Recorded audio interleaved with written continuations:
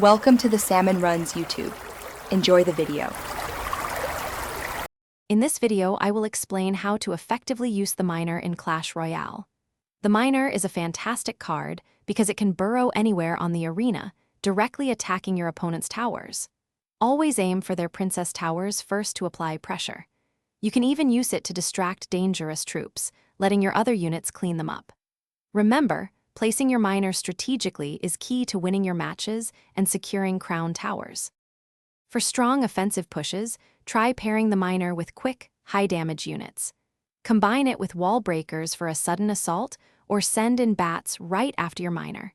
The miner will tank the hits, allowing your support troops to deal incredible damage to the tower. Constantly cycling to another miner keeps your opponent on the defensive, preventing them from building their own powerful pushes. This sustained pressure is often too much for them to handle. The miner also excels in defensive and support roles, not just offense. For example, deploy your miner directly onto a lone princess or an incoming goblin barrel to eliminate these threats efficiently. It's a great way to take out high-value support troops before they can damage your push or defenses.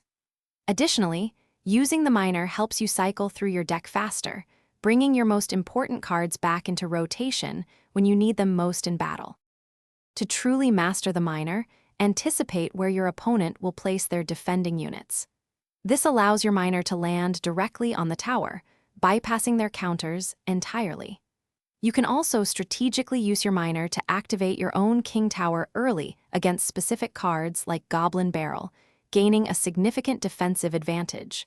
Always evaluate the elixir trade-offs. Ensure your miner plays consistently generate positive value and contribute to your overall game plan for victory. Thanks for watching. Consider subscribing if we helped you.